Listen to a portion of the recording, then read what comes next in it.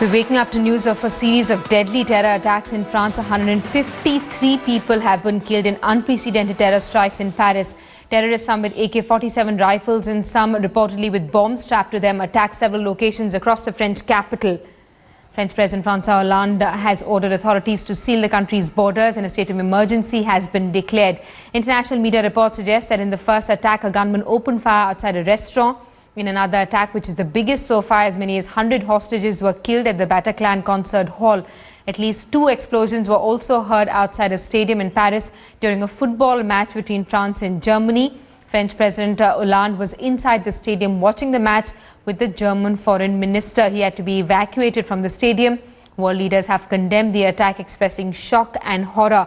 The UN Security Council has also condemned the attack, calling them a barbaric and cowardly act of terror. France, remember, is a member of the US-led coalition which is waging airstrikes against Islamic State fighters in Syria and Iraq. The country had been on high alert for terror attacks ahead of a global climate conference due to open later this month. Another update, the US has suspended its flights to France. French President Hollande has cancelled his visit to Turkey for the G20. Initial reports also suggesting that US President Barack Obama may also cancel his visit to Turkey.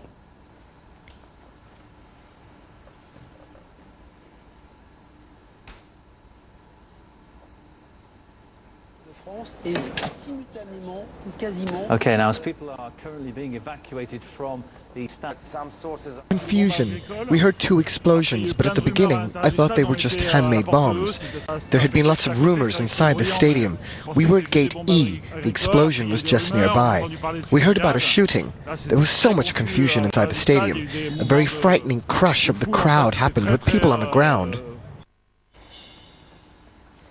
French television and news services are reporting that over 150 people have been killed and many more wounded in a series of coordinated terror attacks across Paris on Friday night. The timing of the attacks were confirmed as 12 a.m. Paris time. Explosions hit a bar near a stadium during a soccer match first. There were also shootings reported from outside restaurants and bars in the city's 10th and 11th districts near the center of the city. Eyewitnesses say that several men entered the concert hall and started firing into the air. An American band called Eagles of Death Metal was playing to a packed crowd of close to 1,000 people. Attackers held as many as 100 hostages for several hours at the Bataclan concert hall until French security forces raided the venue and eliminated the attackers. French President François Hollande will hold an emergency meeting. Borders have been sealed off. The government has deployed 1,500 military troops across Paris.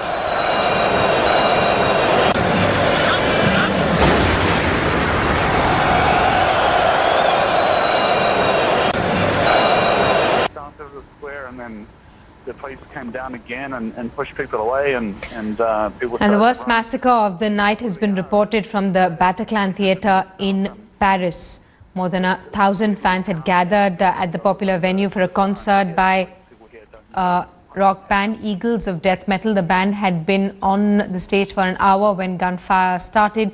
According to reports, 3 to 4 men started firing automatic weapons just after 10 p.m. local time. Eyewitnesses say it was a carnage when shooters started picking out victims individually.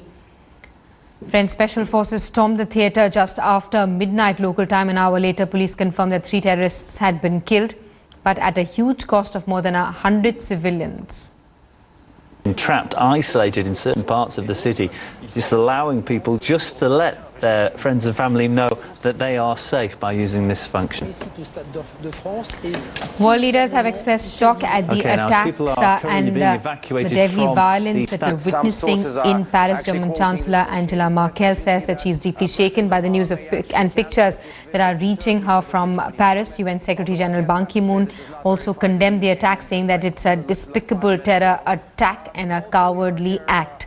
US President Barack Obama too called the attacks an outrageous attempt to terrorize innocent civilians and vowed to do whatever it takes to help bring the perpetrators to justice. British Prime Minister David Cameron said that he is shocked by the violence. Cameron tweeted saying, "Our thoughts and prayers are with the French people. We will do whatever we can to help." Indian Prime Minister Narendra Modi, who is on a 3-day visit to the UK, too tweeted saying news from Paris is anguishing and dreadful. Prayers with families of the deceased. We are united with the people of France in this tragic hour. L'état d'urgence, lui, sera proclamé sur l'ensemble du territoire. The state of emergency will be applied to the whole French territory. I've also decided to close the borders. Que ce soit. Et en même temps que ceux qui auraient pu commettre les crimes qui sont to make sure that those who've committed these crimes can be stopped if they are trying to leave the territory. It is a terrible, terrible event that is upon us. Who are these terrorists? Who are these criminals?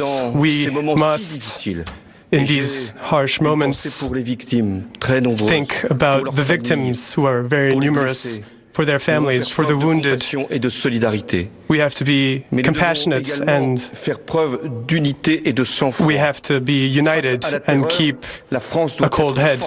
In the face of terror, we have to be united and we will vanquish these terrorists. We're going to do whatever it takes to work with the French people and with nations around the world to bring these terrorists to justice and to go after any terrorist networks that go after our people. We don't yet know all the details of what has happened. We have been in contact with French officials to communicate our deepest condolences to the families of those who've been killed, to offer our prayers and thoughts to those who've been wounded. We have offered our full support to them. The situation is still unfolding. This is a heartbreaking situation, and obviously those of us here in the United States know what it's like. We've gone through these kinds of episodes ourselves. And whenever these kinds of attacks happened, we've always been able to count on the French people to stand with us. They have been an extraordinary counterterrorism partner, and we intend to be there with them in that same fashion.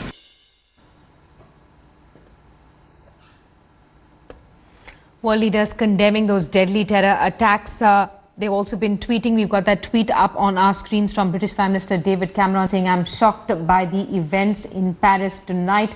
Our thoughts and prayers are with the French people. And we'll do whatever it takes to help them." Help also being offered by US President Barack Obama.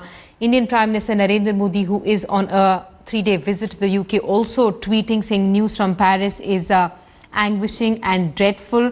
Prayers with families of the deceased. We are united with the people of France in this tragic hour. People here in India waking up to this news of a deadly terror attack in Paris. Close to 153 people killed in coordinated strikes across the French capital. The shooting first started outside a Colombian restaurant, followed by the hostage crisis at the Bataclan, where an American band was performing. Explosions were then reported outside a football stadium where a match was underway between France and Germany. In fact, US President François Hollande and the German Foreign Minister were inside the stadium. They had to be evacuated. Reports also saying that there are people still stranded there inside the stadium. The German team is still there inside the stadium waiting to be evacuated. Some isolated reports also suggesting that firing is being reported from different parts of the city as yet. Even though 5 militants have been neutralized, not all of them have been captured. And news is coming in. The Islamic State has claimed responsibility for the deadly strike in Paris. That's claimed the life of 153 people. Let's get a word from Wahid Awal, who's with us on the phone line. He's a Middle East expert. Wahid Awal, the Islamic State claiming responsibility, even though there had been no confirmation earlier as well. it seemed like it was a strike by the Islamic State. France, of course, is a part of that US-led coordination, which has been carrying out strikes against the dreaded terror outfit in Syria and in the Middle East. Well, first of all, I'm really horrified, terrified, and deeply in grief with the loss of lives, and my thoughts and prayers with the French people at this juncture. And I am really saddened because I have been following the development since it started. I did not sleep all night. I've been calling friends who have been coordinating, and it is very painful to see that what happened in 2 days ago in Beirut have lost more than 300 people dead and injured. This is the second major attack that's taking place in Paris, the heart of the city of love. It's happening there, and it is really affecting everybody. Every person is being saddened by this event, and I think only the IS and their supporters have been celebrating the attack, which is a grim reminder to the whole world that you cannot be selective when you are fighting against terrorism. You have to be collective, and we have to join hands in fighting terrorism everywhere in the world. These people have no boundaries. They came to Syria, they went to Iraq. Part of the attackers. Some of them are also returnees from Syria who were with IS, and they have already taken advantage of the innocent civilian forced refugees who went to Europe, have joined hands and wanted to sabotage the humanitarian effort by these people of Europe to support the forced refugees and take advantage of this and attack innocent people in different parts of the world. I think this is a crime against the humanity, and I'm really saddened by all this development. And we should now really address the real issue here, not rather just talking about that these are one terrorist and two terrorists. If you kill jihadists, John, in Syria, or you kill bin Laden, there are 2 persons died, but they have made cloning thousands of their fighters, and Scots-frees of their terrorists our henchmen are all over the world, and we need to fight it because we are living in a cyber world. We are living in internet and social networking where you do not need to train terrorists and keep him in one side and take days to leave. He can do it in an hour. He can do it in seconds because they are giving self-reliance to do their own devastation and terrorist acts all over the world. And I think this is a wake-up call to the whole world. And the timing of it now, especially with the G20, with the Prime Minister of India in London, with the world is joining hand in fight against terrorism, I think it's the right time to address the actual cause of terrorism and not to go for provocation rather than now it should be a surgical operation to remove this menace from the world, and this phenomenon should come to an end. Absolutely, Vailavati, making a very important point. The timing of these attacks are extremely crucial at a time when Narendra Modi is in the United States. And of course, Paris is also on a high alert, considering that it was supposed to host a global climate conference later this month. And you know what these attacks actually prove, and considering that initial report suggests that the Islamic State has claimed responsibility, is that the Islamic State also sending out a warning and trying to instill fear in the hearts of people across the world, showing its capability to carry out coordinated strikes in any part of the world. So that is why the terror group, they have no respect for any human being. That is what we have been telling the world for the last 4.5 years in Syria, what was going on in my own country. We are telling these people there is no good rebels or bad rebels. The one you calling them moderate rebels and you send them across to Syria and Iraq, they are actually terrorists. These are the same people, they were Al-Qaeda in Afghanistan. So you cannot cultivate and make the culture of terrorism as a rebel or as a revolutionary, and then you don't expect that these will not fire back at you. They will backfire if you join hands with these terrorist groups. Address the issues of those suffering on those countries, search for a political solution, and then do not lead into a provocation and repeating mistakes of history. We learn from history. We should all learn from history. We should not repeat. I can feel the pain of people of Bombay in the 26/11. I can feel the pain of people of my city where they have been destroyed. I can feel the pain of a Parisian at this stage. Why the people have to suffer? Why we should wait till the American or till anybody gets suffer like us? It is do the preventive measures before you get into the treatment. You need to do these measures. You need to see where are the causes and stop this. Don't replicate the provocation. That is what we have been telling to the world. We need a solution. We need a pathological dissection of this event, and let us fight it all together. This is the message has to go to the world. The international community has to join hands. India has sent it to the global fight against terrorism to the UN. It is yet to be defined what is the name of terrorism. What is terror? It's still we are fighting and debating who is the terror. Whoever killed any innocent in this world is a terrorist. And we have to deal with them locally, by local government, by state-sponsored government, by collective intelligence input to fight it globally. Right. Mr. Awadh, you talk about this larger problem, but coming back to this particular story, the deadly attack in France, it's surprising that these terrorists managed to slip inside the French capital armed with AK-47 rifles and these powerful bombs. Some of those people were actually wearing suicide bombs, suicide vests that went off outside the football stadium.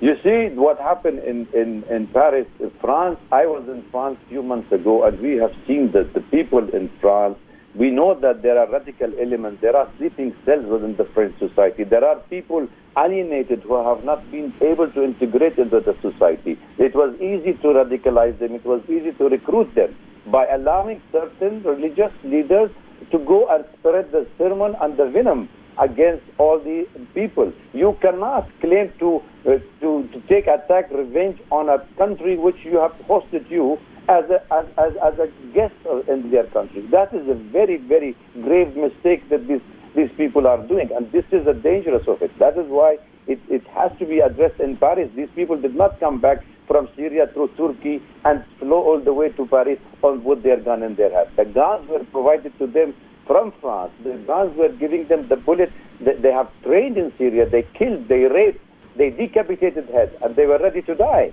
You think the people who went to Maharashtra, to Bombay, they went to liberate Bombay? They were going to kill the maximum number of people. And that is why it is not, I am getting angry because people are repeating the same mistake, and we are watching silently and painfully, seeing people, dead people, innocent people getting killed in the street. It's not nice. I'm not a happy moment for anybody. Right. You're making a very important point here, Mr. Awadh. You're saying that it's not like fighters came in from Syria and Iraq. All they had to do was activate those sleeper cells in Paris, provide those people, provide those radical elements with arms and ammunition. And of course, another important aspect or a possible fallout of these attacks is going to be that these European countries who've been opening their doors to refugees who are escaping countries where the IS has taken control, they'll have to be more cautious about giving them homes. Area that came under attack. As videos of the attack started to appear online, many people began. I will try and reconnect with Waheed Awadh, who's getting us a sense of what exactly is unfolding there in Paris and what the repercussions of this attack are going to be. We have our correspondent Mosmi Singh, who's also with us live from the national capital. Mosmi, what updates do you have? The President of India has expressed concern and his condolences over the incident, and he has said that India is standing by France in this hour of grief. This is his latest tweet. The Prime Minister earlier had also expressed solidarity with France and said that India would join the fight with France. That was another tweet by the Prime Minister. The latest update is that the French ambassador has actually thanked the Prime Minister for his support and also given an information number for tourists who are stuck in France. This number is very important considering there might be many Indians who would have traveled to Paris. It is a tourist destination, so there might be many Indians traveling to Paris and might be stuck in Paris. We are told that the Ministry of External Affairs is coordinating and taking all the information and updates. If your relatives are stuck in any part of the country, in any part of France, the number here I would like to repeat is the number is plus 330 14 558 000. I would repeat plus 330 14 558 000. This is the tourist information number. So if Indians stuck in France, their relatives can contact on this number. The French embassy is also about to be open in an hour's time, so they could be contacted, and also the Ministry of External Affairs. As far as security alert in India is concerned, Simi, we have always been on the radar of the ISIS. Latest alerts and intelligence inputs have pointed out to a systematic attack by the ISIS in India. Actually, it is looking to enlarge its base, and India is a hot destination for the ISIS, considering the number of youths that are there in India. The intelligence agencies had actually alerted the authorities and the Home Ministry about it, and therefore the security agencies would be on a high alert in various parts of the country, including the national capital.